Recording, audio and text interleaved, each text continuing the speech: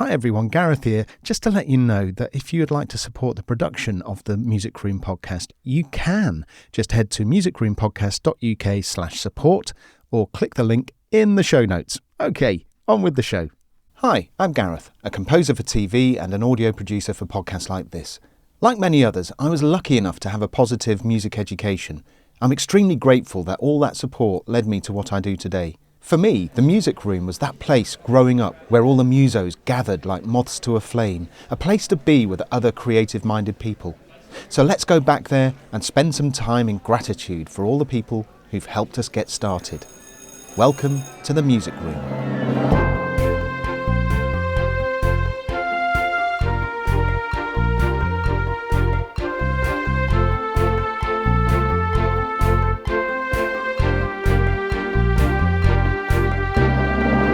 This week in the Music Room. In the cafeteria, somehow I managed to meet Klaus Tullinger and then got invited to see one of the recording sessions. Wow. That was prior to Giorgio Moroder coming on board doing all the electronics. So it was just the orchestral recordings of the score. Hello and welcome to the Music Room, the show where I chat with professional composers, songwriters and musicians to find out who or what inspired them in their formative years. I also ask each guest to leave an item and a piece of advice in the Music Room for others to find. And so far we've had some really inspiring items and advice. I really urge you, if you haven't, to go back and check out the previous episodes, which you can at www.musicroompodcast.uk. or by just going to your podcast app and hitting the subscribe or follow button there. That's the easiest, really. And if you've heard other episodes and like what you heard, if I could trouble you for a positive rating and review, that's really the stuff that keeps independent podcasts like this going. In this episode, you're going to learn about what it's like to be a kid in Tel Aviv in Israel, to follow the journey of composer Frank Ilfman from playing the trombone to messing around with synths, to finding himself on a scoring stage in Moscow. And if you hang around, Frank will be leaving an item of his own in the Music Room and that all-important advice. First though, music stories.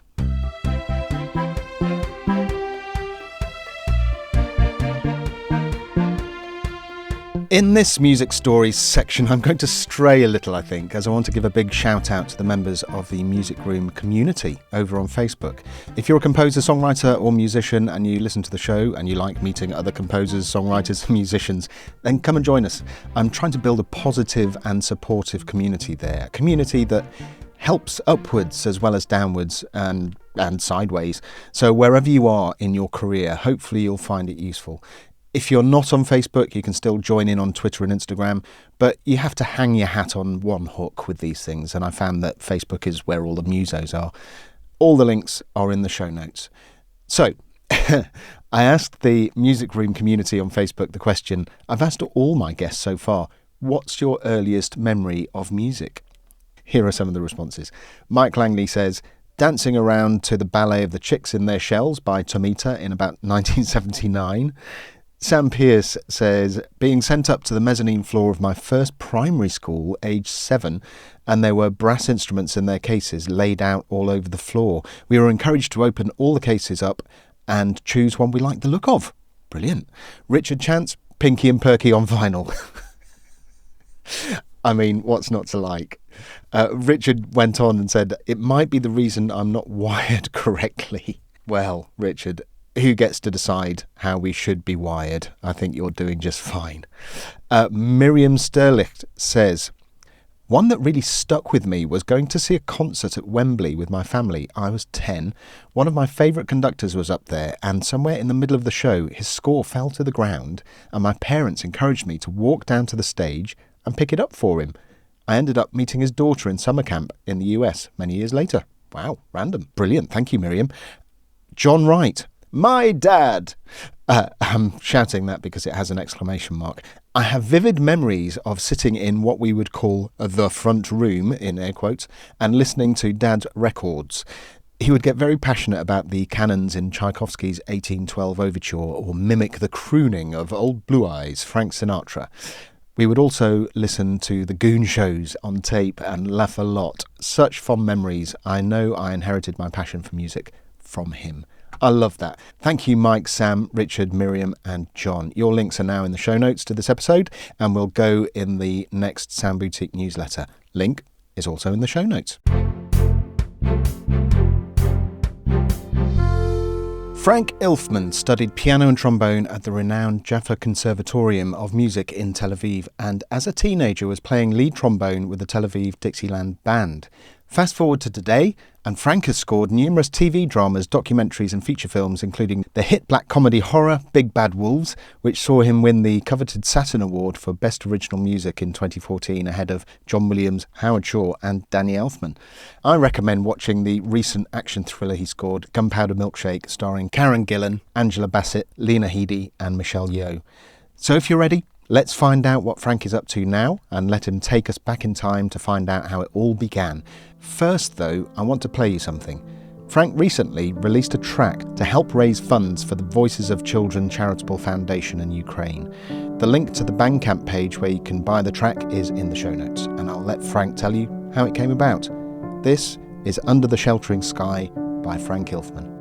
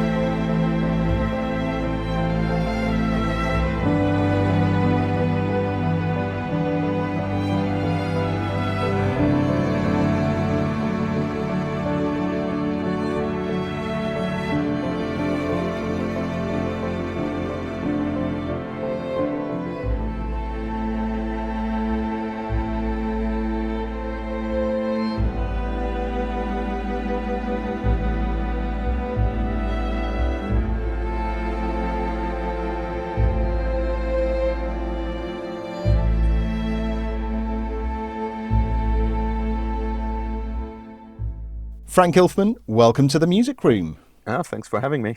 My pleasure. You're very, very welcome. In the intro there, Frank, we heard your new track, Under the Sheltering Sky, for Stand By Ukraine, with all proceeds from sales going to the Voices of Children Foundation. Yeah. How did it come about, and what was your point of inspiration for that? Well, I think, you hear a lot of that and you see a lot of it in the news, and it's something that's, especially when it comes to children, it's something that's quite upsetting. And, I wanted to do something, at least, give some support in some way, but not just me making a donation to a charity. I wanted to do something that, will also create a bit more awareness, for the foundation, I guess, and also for, people to know that war can create a very kind of horrific impact on children, especially, and that's our next generations, and for me, somebody who grew up in Israel, and you grew up sometimes in those kind of similar environments, and obviously in Israel, we have terror attacks, and we have, you have to be in the army because it's mandatory for a while. So, you go through all these stuff, so you're aware how life is, to be sometimes under threat. So for me, I think I wanted to do something that will create awareness as well as support the foundation, besides, having this. And I thought the best way I can do is actually release this piece of music that I wrote a while back as a kind of personal outlet, as we do. And it wasn't meant to be released in any form. It was just something I recorded one time and kept it in the drawer. But I thought, it has an emotional impact. And I thought, like we do sometimes in films, we create emotions. I thought that would be the right time to give it a certain identity and hook it with a good cause. So, yeah, it kind of all fell into place in that sense. Yeah, and it certainly sounds like an emotional piece as well. So the link to that, I know you've got it out on all the streaming platforms. I'll put the link to the Bandcamp version in the show notes. Because Bandcamp, they take a percentage, and then through the PayPal, sadly. But everything after that goes directly to the foundation. Fantastic. So the Bandcamp is always better, because Apple and Amazon and stuff is, better to buy the track. Yeah. Fantastic. Now, before we go back in time, I'd like to touch on a movie you scored, Gunpowder Milkshake, which I think has the vibrant colour of John Wick, the quirkiness of Tarantino, such an amazing female-led cast. Karen Gillan, Lena Headey, Michelle Yeoh, Angela Bassett, with Paul Giamatti being brilliant as always. I noticed Ennio's Harp by Frank Ilfman in the credits. Yeah. It must have been a lot of fun to make that. Yeah, it's actually, funny enough, it's a sample of the original kimbasam that was used on the westerns and all these kind of 70s music. So originally, when we did the score, my plan was to go to Studio Forum in Rome and record the instrument and some of the other kind of organs that they had that were used in all these movies. But then we had the lockdown and everything right when we were doing that. So there was we couldn't just travel, we couldn't do anything. So I had somebody making a sample of it and stuff. So that's Ennio's harp. It's not a harpsichord, but it's just the name that we gave it. But it's the kimballum that we used. And we used the harpsichord with that as well. And that, you released a video, didn't you, to, there was a bowling alley fight scene. Yeah. Which I thought was just brilliant. Yeah, it was a good fun, that one. Yeah, it was a hard scene to do because it's part of writing the music for Gunpowder the idea was that a lot of the cues would be almost like a needle drop. And that's, I think, part of the almost Tarantino references in some ways. Yeah. So you actually score stuff to picture, but it actually feels more as a needle drop track than actually a score, which was the hardest thing to do, because then how do you adapt things, tempo changes, bar changes, and still make it sound like just like a track within. And I think that was probably one of the hardest cues that we dealt with, because we couldn't find a proper temp for that one, for the fight scene. We knew it's going to be some sort of a rock temp, because that's more or less the BPM that we had on. We used some songs and some music cues from some various films. but nothing seems to kind of glue in, even with editing, to that scene. And then when I did the cue right before it, which was a very kind of spaghetti Western type standoff, and you can see it like in the images as well. So it's a lot of it lend themselves to that direction from the start. We started talking, okay, nothing really works. What can we do? It has to be something cool, rocky, catchy in a way. And that's where I thought like, well, we kind of just continue in that kind of Western motif and do something which is like almost Ecstasy on Gold-ish, combining all the instruments, but with a more rocky feel to it than like Ecstasy of Gold, which is, that's more of a score kind of track. And that kind of, as soon as I start doing it, even with the kind of quick mock-up, it worked because it had that kind of comedic element to it. It had that action scene rhythm to it. And then the hard part was that it's how you do all these kind of small tempo changes and bar meter to align stuff. So you got all the hit points. But that was all written to picture, but it worked. We kind of managed to get it right, and it worked. Yeah, it was. It certainly came out rocky, catchy, and cool. Yeah, yeah, and the sad part, the original idea was that we'll create like a rock band, and get them in the studio, and then record the rock band as you would do with a rock band, because that's my background as well. And we do that, and then we put the orchestra on top. But because of COVID and the lockdown and everything, we had to do all the solo musician remotely at the time. And then when we did get to do the orchestra, we were limited with the amount of players you would allow in the room. So we had to do a lot of sessions just to get, that massive orchestra, but they had to be recorded separately, with each section differently, and doubling the musicians and so on. Yeah, it was a bit of the big studios were having a certain amount of space between the chairs, weren't they? And it was really a different way of doing things. I love to record everybody usually in the same room. I don't like to do each section separately. I always find it's better to have, especially, with winds and brass, with the tuning. And I think when everybody's in the room, everybody's playing, it's a much better feel. And we were only allowed, I think, about 50 players in one room.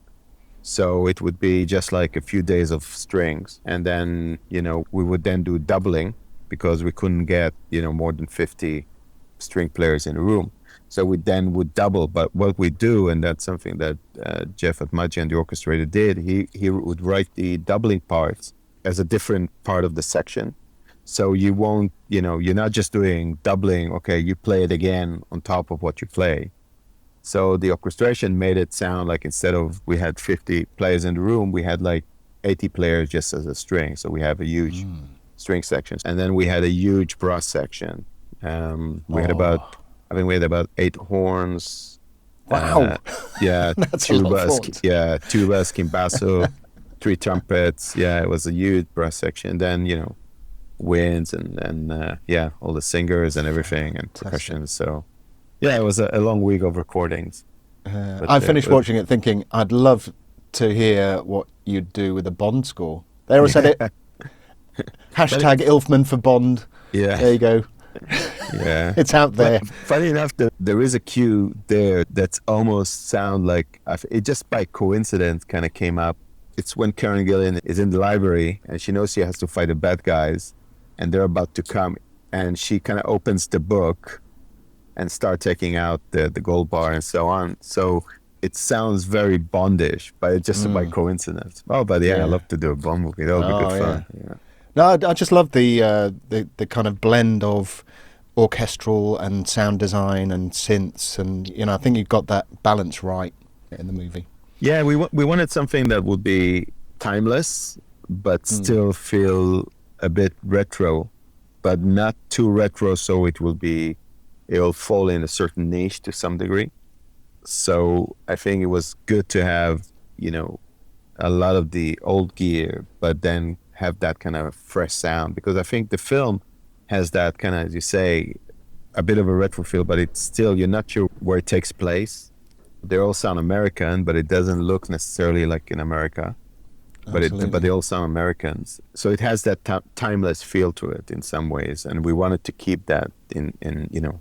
So yeah, it's an interesting mix of a lot of blending genres, and we were listening a lot in the when we started talking about the film, as we usually do, Navot and I, we're kind of going over different bits of music. So we're going about, listening to all John Barry stuff and Henry Mancini's, and a lot of like old Italian composers like Stilvio Capriani and Morricone and Nino Rota and all these kind of combination. And then you have Herman and Bernstein and all the, so it's a collage of stuff that we wanted to kind of play homage, but then still keep it quite fresh and updated.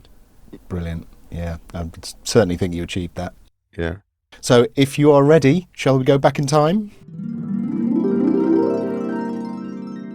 Frank, I'm interested to find out what the formative years of a young musician in Israel differs from the UK. So paint me a picture of your childhood in Tel Aviv and your first experiences with music. Well, I grew up in a family that my dad, during his teen, he studied violin, but then he stopped that during the Holocaust years and stuff. But he always loved music, and my mom as well. None of them were then dealt with music or anything artistically, but I grew up in a house where music was playing nonstop, literally. My dad used to listen to loads of classical stuff and opera. There was a lot of rock and roll playing around, and all these kind of Brazilian bossa novas, and so it was like a combination of like loads of stuff. So I grew up in a way listening to loads of influences of music, and I think somewhere it kind of made me want to do music. We didn't have any musical instrument in the house or anything like that. And, grew up in the 70s, so you listened to the Beatles as well and all that. I remember we did like one time, me and some friends, like we pretended to be the Beatles with playing tennis racks in school, just like miming to their music. So I think it's something that was always there. And then when it was about, I would say about 6 to 8 years, I used to go with my dad seeing all these old movies, Douglas Fairbanks and, Seahawks and Robin Hood, and then Westerns and all these kind of adventure movies and Westerns. And he got me an album, which was The Good, the Bad, and the Ugly and the Big Gun Down from RCA. Wow. And then he had all these Hugo Montenegro albums, that he did all the covers with his orchestra. And I really liked, how melodic it was. And I remember then, going to these movies, I started paying attention to all this music as well, because I started hearing that music from the films at home because my dad would buy the albums. And I think that's kind of like, I would say, where the first more or less seed kind of got planted. I wasn't like, okay, I want to do film music when you were 8. And then as I grew, my parents saw that I was more interested in music, but we were fairly poor, so we couldn't afford a piano. So we went to the Jaffa Conservatorium and they said, our kid wants to study music. What can he have? And the only instrument they had that they would actually lend you was a trombone. So was the conservatorium, was that a full-time school, or was it a Saturday school? Or? It was something that you do after school. You would go in the afternoon or evening. It was all the way up in Jaffa, so you take the bus and you go all the way there. Right. So the only thing they had was a trombone. That's the only thing they would lend you, some used trombone. So I said, yeah, great, because I wanted to study music. So I said, okay, I'll get the trombone. So that's fine. So you would have trombone lessons with one of the teachers. They were all like jazz players, so you would learn jazz and big band type stuff. And as part of your studies, you would join one of the bands, like the big. So playing trombone, it was me and another kid. We were part of it was like the Tel Aviv Dixieland band. So we would play all these kind of When the Saints Come Home and all this kind of Dixie big band stuff. So I've done that for 2 or 3 years, and I started to become more interested in trying to arrange things than actually wanting to play the trombone. And then I got more interested in, going through the 80s and like playing electronic music and things like that. I wanted to play, keyboards and piano and all that kind of stuff. But, again, we couldn't afford a piano. I kind of started playing. Before we had rehearsals, we had obviously Fender Rhodes and all that kind of stuff in the band. So I used to kind of dribble on that, playing chords, you know. So I used to start arranging things on the Fender Rhodes, and then, you know, tell, you know, the people in the band, okay, let's play this. I think it was Thompson Twins and all these kind of songs that I used to hear the chords and say, okay, this is the chord, so play do this on the bass, and you play this, and just arranging these kind of things. And I think that's kind of like when I started doing these arrangements. And then one day our band conductor came in and he saw them all playing and me kind of leading them, you know, as a band leader. And he goes, oh, what was that? And I said, oh, just something that I, you know, kind of arranged, and we did this kind of rocky thing. So he said, well, why don't you play the piano instead of the trombone? And so there were a few times where I kind of shifted to play, you know, I played the piano, the Fender, just doing chords, like, because I wasn't a pianist or anything. I was about 13 or so I've done some of that kind of big band arrangements. And at that time, we went to Germany, and we went to this kind of film tour of Bavaria Studios, and they were just doing the Never-Ending Story. Wow. So we got to see all the animatronics and all that, you know, green screen with Falcor and all the kind of stuff that they were doing. So through that, in the cafeteria, somehow I managed to meet Klaus Tullinger, and then got invited to see one of the recording sessions. Wow. That was prior to Giorgio Moroder coming on board doing all the electronics. So it was just the orchestral recordings of the score. At 13? Yeah. Wow, that must have been a pretty mind-blowing moment for a 13-year-old. Yeah, because up until then, you know, I never seen, you know, film music being done, or, you know, I used to listen to a lot of it, but it was never like in my mind to see how it's been done or how this whole thing is made, you know. I would just think you would record it probably maybe as a band or something. I didn't have any clue about how that kind of music, you know, been created. I just knew how to arrange and get musicians together and play, but not about the whole going through recordings and what the whole process involves. So it was quite a, you know, eye-opening. It's like, wow, okay. So, you know, they're playing and you got the big screen in the back and reels and film and all that kind of stuff. That's kind of like when I think that whole thing started to kind of move in motion. But for me, it was still about doing, you know, I wanted to play keyboards because I was a big Howard Jones fan, and, you know, and all the kind of 80s new wave bands. So I was getting involved more in that through my teens. So it was more about doing electronic music and rock music and play synth and all that. So then my parents, they got me one of these, I don't think it was even a proper Farfisa organ. I think it was like a fake, you know, some fake Italian-made Farfisa kind of a thing. And they got me a piano teacher. So, you know, the guy trying to teach you piano, but you don't have a proper piano to play, so you play on an organ, you know, and then you get it wrong, he would smack you with a ruler on the hand, saying, you know, like those kind of, my whole kind of studying was like bent off shape in a way. Not the most inspiring, is it? No, but what happened is that I started, instead, you know, he would give me like homework, like, you know, put, you know, Mozart and Bach and all these kind of stuff. He was like one of these old Russian teachers, you know, like heavy accent and like you play properly and you all that. But I didn't have piano, so I, you know, you have to learn how you play an organ as you know, as a piano. It's two different, you know, approaches. Yeah. But that's what we could afford, and we had the space for, in a way. So I would try to kind of play what he would give me, but then I would just come up with my own kind of, you know, chords and melodies and so on. And then when he would come in and okay, play your exercises and stuff. You know, I would get it a lot wrong, so he would always mark on the page everything red, not good, not good, you know, and that. But then I'll say, he says, you know, but you didn't practice, so what's the point? I said, no, but listen, I wrote this, and I would play something. And after a while, he just said, well, look, I don't think you need to learn to play the piano, just learn to write.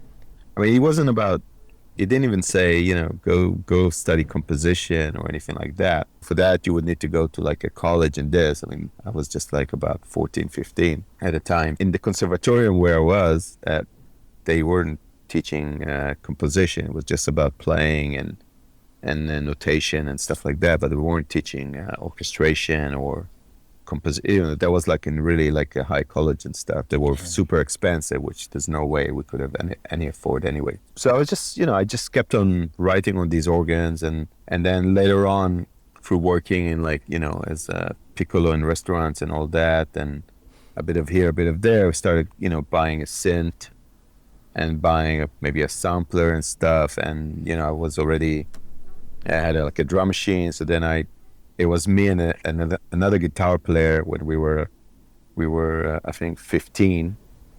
And we would just go to all these like really dingy bars, which were on the seafront line. There was a guitar player with an electric guitar and an amp, and me with my, I think it was a Juno 106, and I think it was some Roland drum machine that you just play, and then I would do on the synth, I would just play like chords and stuff, and I would just do all these, song covers. So the guy would sing and play guitar, I would do the chords and the drum machine, and it would just like be a duo doing all these dingy bars as a duo, and we would make money. And that's what we do, just play cover songs, like as you would in the 80s.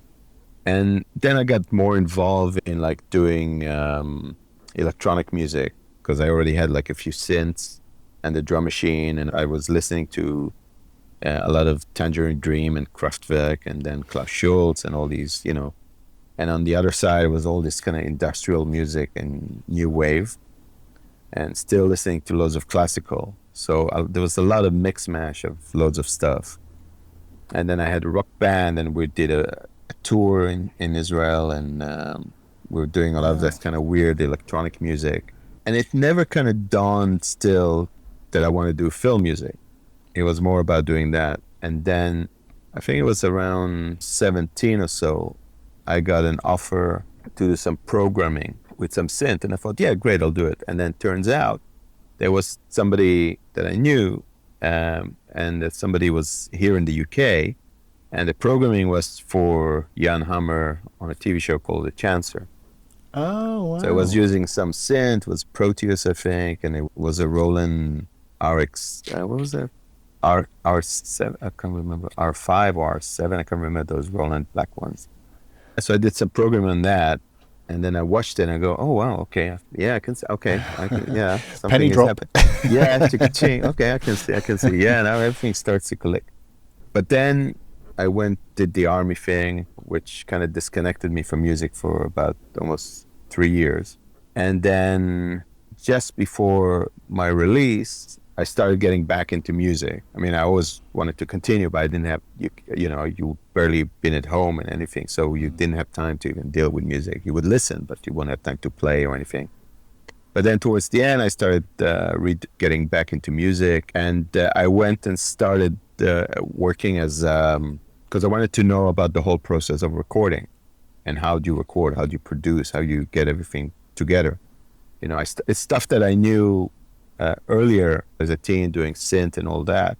But then how do I create this sound with a reverb? How do I do that? How do I do all this kind of stuff? So I started working as a T-boy in a studio, sitting there, bringing them food and, whatever they wanted. And you would see what they're doing, sit and hear. And then I started doing live PA work as well. And that's how I knew how to create certain sounds and record. It's all the days of 2-inch tapes and all that kind of stuff. Yeah.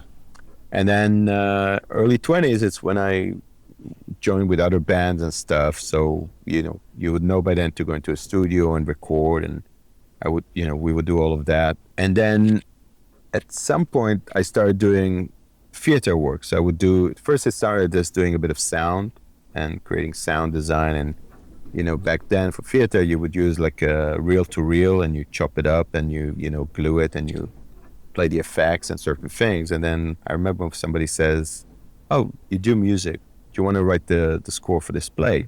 So that kind of one thing led to another. Before I knew it, I started doing music for theater, which is a whole different animal to film. Yeah. Because it's always live, and you always deal with actors. But you're getting into that arena where you're soundtracking storytelling. Yeah, because up until then I would write, say, instrumental music, or electronic instrumental music. but it was just, just stuff that you write for yourself. It wasn't even stuff that you write for a band or anything like that. It was just like, okay, I'm going to play and do this melody and write this small cue. And you think, it's a, instrumental like you would do with like Tangerine Dream or, any of these electronic bands would do. But then after I did like the music for theater, I remember I got approached by somebody. They were saying, I heard some of the work you did and I'm doing this film. Would you want to do the music for it? And I said, oh yeah, sure, great. It was a feature film. If only it was that easy nowadays. Yeah. Oh, do you want to do this? Oh yeah, why not? Well, Israel is very small, especially back then when they did films. There was no budget and they didn't really do shorts back in the day, at least when I started. And I think in Israel you had maybe about 4 or 5 people who were at least in their late 40s, early 50s to 60 that did film scoring, proper film scoring. So up until then, film scoring, there was barely any film industry actually. There was a big film industry during the 70s in Israel. But then like around the 80s and somewhere during the 90s, there wasn't really much of a film industry. They would do maybe 3-4 films a year back then. And I was like, all of a sudden, this, 20-year-old, I was 22, somebody's asking me, do you want to do that? There was no internet or anything that you can get like YouTube and information and all this knowledge about how you do this, unless you went to Berkeley, or any of those kind of things and study. But luckily, I managed to meet all these people that gave me advice and let me be a fly on the wall so I could learn how this whole thing. So, I had Earl Egan giving me a click book. So I know how things work and what's click is and frames. And I had a few chances with Interpreter when I met Morricone talking about film music. And I had Gerald Fried, that they with I can't remember his name, but they came to record in Israel. So I was with them on the session, and then I remember going with them for dinner and their wife and asking them all these questions and finding out about all these, these things. So that was my bank of knowledge about how you score a film. Yeah. So when it came down to do my really first film, I knew how the whole frame system would work. They were still cutting on steam backs and all that kind of stuff. And, I had my click book, although I, didn't have an orchestra because there's no budget. And, so it was just me. I got like some opera singer and created all these sound and guitar players. And I think I had like one oboe and it was very small and a lot of pads and stuff. So it was a semi-atmospheric-ish, pretend to be orchestral-ish score. Yeah. But it worked great. Becomes its own thing then, doesn't it? Yeah, and when you're making do with what you have, but it creates something quite unique. Yeah, and funny enough, if I listen to it today, I didn't realize how bad the pads on the old analog synths are out of tune. I mean, the LFO is so out of tune. It's really bad. Actually. I mean, everything works, but you can tell it's so out of tune. Like that old analog synth was still. Yeah. But that led to another movie, which I still did for free. But I said, yeah, at least give me some budget for more musicians. So they gave me, a bigger budget to have some, I think we had like a drummer and guitar, bass, a couple of strings and some brass. So that got bigger. I've done that. And that then led me to another film that was by a Russian director that moved to Israel and won the Cannes Award for Best Foreign Film at the time. Wow. And he did this kind of Russian-German-Israeli co-production. And I remember he came after the screening of one of the films and he approached me and he said, I really like how you approach I don't like the music, but I really like how you approach the effect of the music in the film. And the reason he didn't like the music because it was that film with all the synth and the pads and it was electronic and he was very old school, so he didn't like synth. Mm-hmm. He came from like, you write your theme on the piano, and I like the theme, then I'll meet you on the scoring stage. So that's what he knew, that's how they worked. So he came, I really want you to do this film, really like how you approach the scoring process. And I remember that he goes like, so he likes my approach, but he doesn't like my music. And only then I realized that he didn't like was that it was electronic. Yeah. So he said, I want you to write me some themes on the piano. So I did like 5 or 6 themes on a tape cassette. Then there would be somebody coming to pick it up, and he would go and listen to it, and then calls me up and says, I like theme number 5, so that would be the theme for that. I like theme 3, this would be theme for that. And then I'll get a cut of the, of the film and watch the film with him. And then I said, okay, well, I'm gonna try and mock it up. And he goes, what do you mean mocking it up? I said, I'm gonna do like a synth version. He said, no, we're going to record an orchestra in Moscow in a month, so we'll hear it all there. And for me, it was like, well, okay. So I whatever I wrote, I actually mocked it up for myself because make sure the parts work. And and it's the first time I've worked with an orchestra and an orchestrator. So I told, and I mean, the orchestra wasn't even an orchestra; it was more of a guy who studied composition and some sort of early orchestration course in Berkeley. So I created a huge chart of all the instrument ranges, because back then on the synth there was no instrument that had ranges or anything like that. So I thought, I need to learn exactly which instrument does what and what instrument can do, and I don't want to go off off the range. So I bought the Adler books of orchestration, so that was my Bible. And then we created this big chart, like a poster on a huge piece of paper that I stuck above my keyboard. So I know exactly, I look up, I know exactly which instrument is the range. So I don't go over just in case. And I just started kind of writing the cues and mock them up. And I remember it was even like, I said, well, he doesn't really want to, for me, it was very strange that he didn't want to hear, anything, because it was my first film. I didn't know, wow, how do you work? I didn't, when I spoke to all these people about the process, it wasn't like, it's not like today, director comes in, he sits with you, you do the mock-up, you play them the stuff, and it wasn't anything like that. You play the stuff on the piano, and you might say, well, this would be the brass, that would be the thing, and great, see you on the stage. But with this guy, I wasn't even coming to hear, because I didn't have a piano, I had some synth and stuff like that. But he didn't even come down to my parents' place to listen to the mock-ups, or he didn't want me to play in the mock-ups or anything. Every time I would, had the odd time, I would call him up and I'd say, Leonid, I've got some of these cues, I'm not really sure. Do you want to hear? He said, no, we'll hear it on stage, and if we have to do something, we'll change it on the stage. So I go, okay. Wow. So we just finished writing the whole thing. I called him up and said, I got everything ready. God, I'm nervous. I'm nervous about the end of this story now. So we've done everything, and I remember, I was 23, and he goes, daunting. I called him up. I said, it's big orchestra. Never worked with an orchestra. I mean, I've been in Dixieland Band and I've seen concerts, and I met Lalo Schifrin when he came to Israel and spoke to him a few times, and seen all of that stuff perform and everything, but like never recorded or anything. I know I know what you do in the studio and all that and this, but as far as doing a whole film score to the screen and the working with different musicians. And then we had solo guitar players coming in to do all these kind of classical guitars and stuff. But we notated everything, had everything printed out, and was sitting with the copier.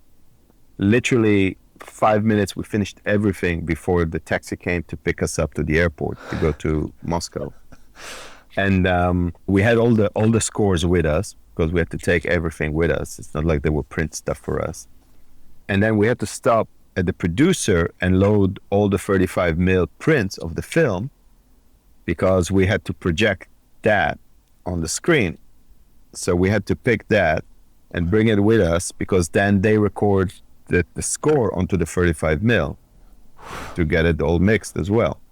So we had to take the 7 reels with us.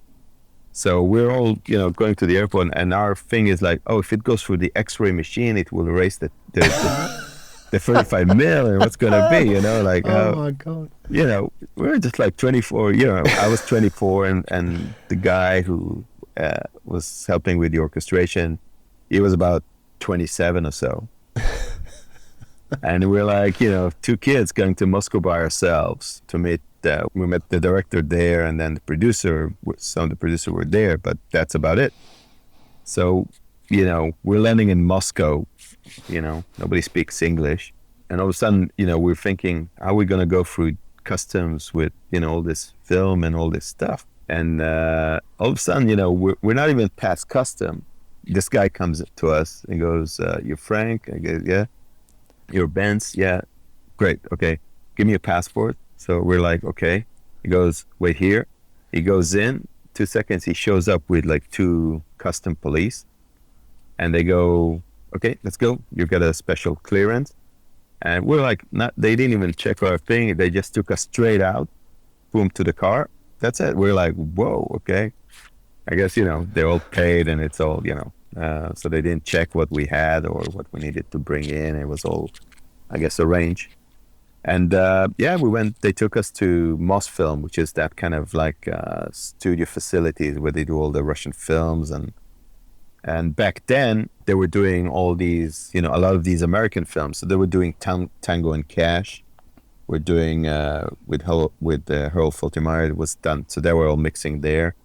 And I saw them, they were like in the same hotel. So you had them and all these Italian directors who were doing all these films. And then, I remember the first time we got to the scoring stage, which was all American funded back then. So it's a really big scoring stage, SSL, the best mics, everything. And then you got was the Moscow Radio Symphony, I think, was the one who was doing the score. And nobody speaks English, so you got an interpreter. And, you go introduce yourself on the podium and stuff. And the conductor, is with a stopwatch, so you say, "This is the cue," he goes, "Okay, this would be here. We need to adapt this." And I remember we were going over the scores just to make sure everything is readable, playable and stuff. And he looks at some of the cues. He goes, "Okay, is this written for the horns?" And I go, "Yeah, it's this kind of arpeggio." He goes, "That's too fast for horn players to play such a thing." So he goes like, "That will never work." So I go, "Okay, let's take one." All right. And so, okay, what can play it? So we said, well, we can do it with the flutes and this. So we started experimenting. Can we hear the flutes playing this part?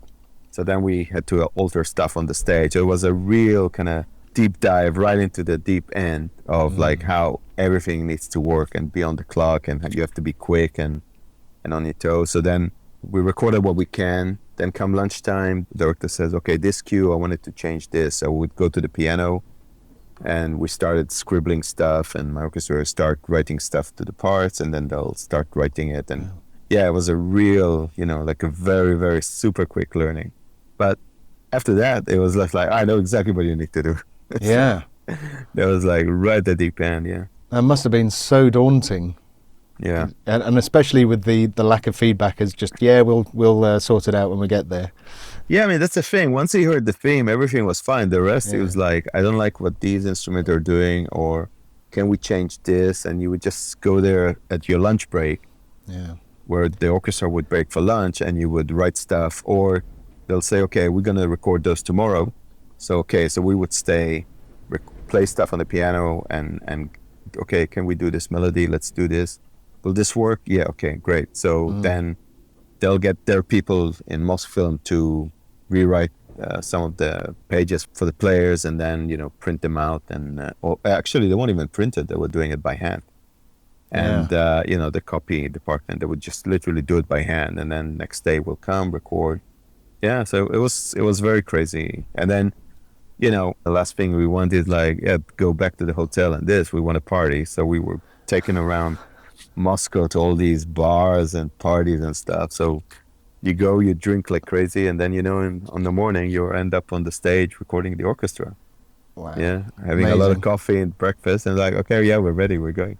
And it was like winter, so it was like minus 20 snow, and like, whoa, I've never seen snow before. So That's really fascinating, though, that, you've gone from the Dixie band where you've got all these moving parts around you, and your kind of earliest experiences of arrangements, I suppose, and taking that into your band situation, and you end up on a scoring stage in Moscow.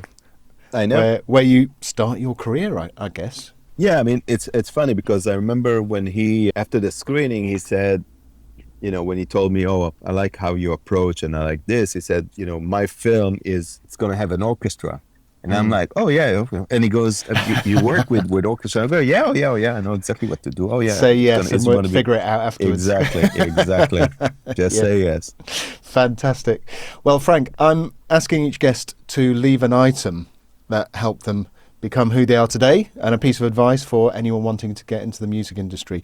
Would it be Adler's orchestration book, or do you have something else that you would like to leave in the music room? Yeah, the Adler book of orchestration, I think it's one of the best, like when I started, was one of the best tools. I mean, I think there's loads of orchestration books today. Even the Henry Mancini book of orchestration is really cool, like how simple his stuff is. But yeah, I would say the Adler book of orchestration, as much as it's not updated, but you had like the disc with the examples of music. So yeah. I would leave got that. The fundamentals there. Exactly. And that's what you need, the fundamentals. It's good to have those. Great. Well, that goes in. And anyone wanting to get into the music industry, what would you advise from your formative years? I think the best is just know your craft and know what you're weak at, and then try and work on that. And I think the most important thing is just write, doesn't matter what you write, as long as you write. And I think the more you write, the more you can establish a voice, which I think what's the most important thing, I think, is, and that's something that will always then make you stand up from the crowd, is your voice. And I think that comes from non-stop writing. Yeah. I love that. That was something that was advised to me when I joined the music industry, when I fell off a ledge and decided I'd do some music. Yeah, they said, just write, even if you have nothing to write for. Exactly. Just keep writing. Yeah. That's the thing. A lot of times, it's funny because I moved studio now, and I found a lot of my Tascam tape decks, tape cassettes, and like old dot tapes that I just recorded all these stuff at home back in the 80s, and when I was doing all these instrumentals.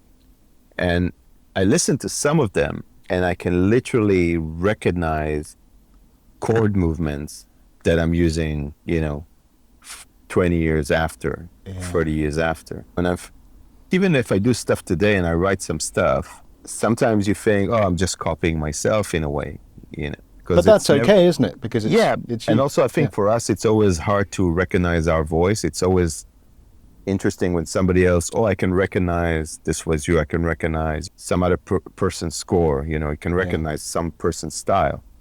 And I think for us ourselves, it's a bit difficult. We always think, maybe we're just like recycling our material. Yeah. But actually, I think we're not. Part of it is that's part of our voice. So the way we write stuff, the way we approach certain harmonies and certain melody movements and chord movements, it's part of our voice. And I think that comes from nonstop writing. Yeah. So when I listen to some of these old tapes, I go like, oh, that's exactly the chord movement I just did, in that track or in that cue, a couple of months ago.